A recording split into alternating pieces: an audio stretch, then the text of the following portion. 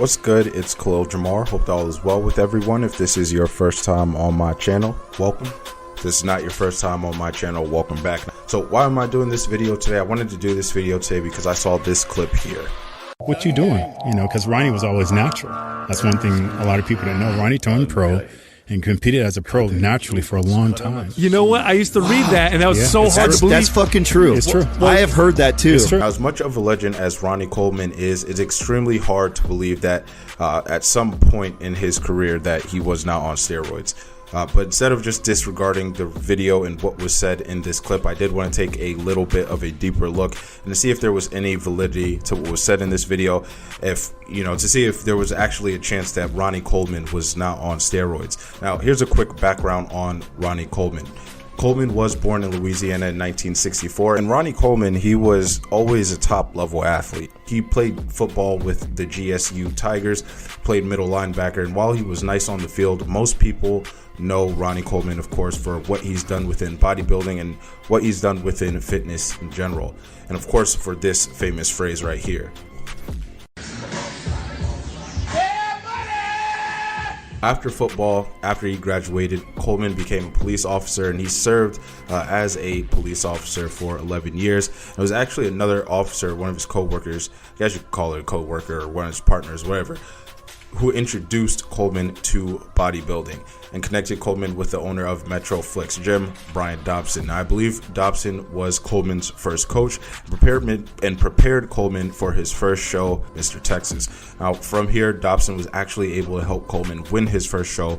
And while Coleman was able to win his first few shows, his success was not consistent at all at first. While he won his first 3 competitions and took home first, his next 3 shows he didn't do as well. At Chicago Pro Championships in 1992, he placed 11th. At Night of Champions, he placed 14th in his show, and at Mr. Olympia in 1992, he actually didn't even place at all. So how did Coleman go from not placing at Mr. Olympia to becoming an 8-time champion within bodybuilding and an 8-time champion at Mr. Olympia? Now, while being a hard worker and working smart in the gym can get you far as a bodybuilder, most bodybuilders at the top of the top, I mean, I'm talking about the cream of the crop, the kings of bodybuilding, they're on some type of steroid or PED if they're competing at a high level. Now, just to name a few people who use some type of steroid or PED, of course, you have Arnold Schwarzenegger, you have Dorian Yates,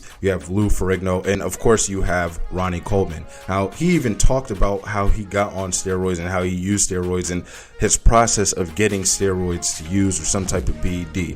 And he talked about this on Joe Rogan's podcast. What kind of steroids were dudes doing back then? I mean, basic. You know, you got, you know, your tests, D-ball. It's just basic stuff, you know. And back then, you know, because the DA had come in and you know, was trying to find out what we were all doing, they made us do it legally. So, you know, you had to go to the doctor and get all these prescriptions. And you would get prescriptions for steroids? Yeah. What kind of steroids would they give you a prescription for? Like any kind of test you needed. They would get growth hormone. They give prescriptions because once the DEA came in, they was like, what are y'all doing? What are y'all taking? But when you Natural or not, what Coleman has done within bodybuilding, what he's done within fitness, is something that I don't think we'll ever see another human being be able to match or be able to do. He looked like a bodybuilder, and he had the true strength of a powerlifter. I mean, look at this man squat 800 pounds.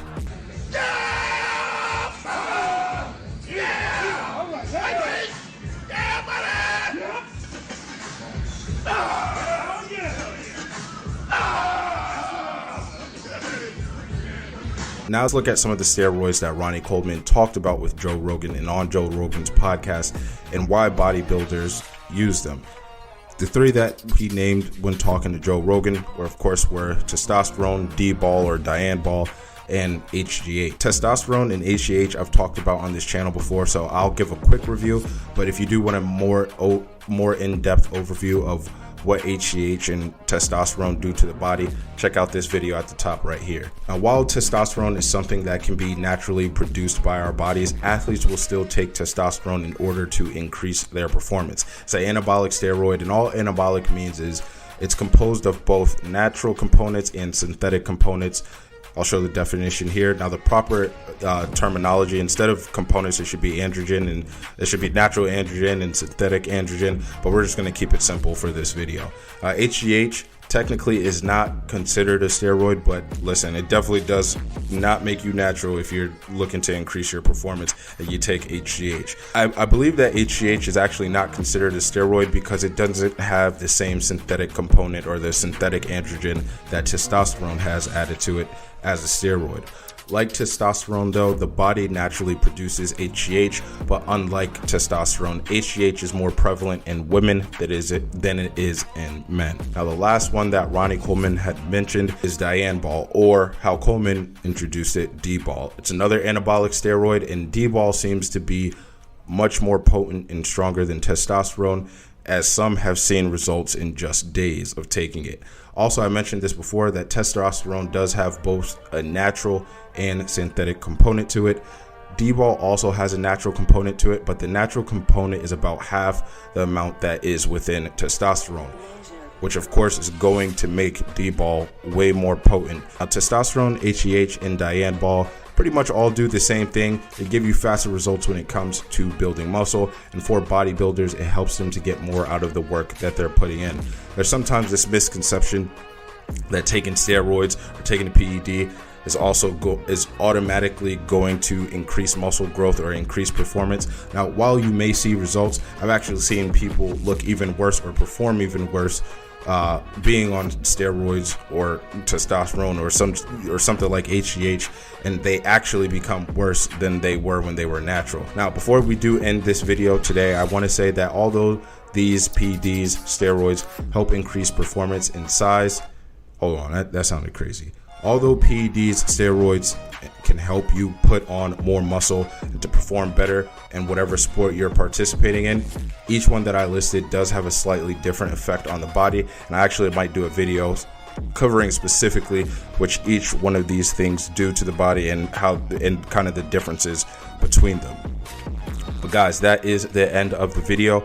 As always, thank you for watching. Make sure that you do like the video, subscribe to the channel. I'll see you guys later.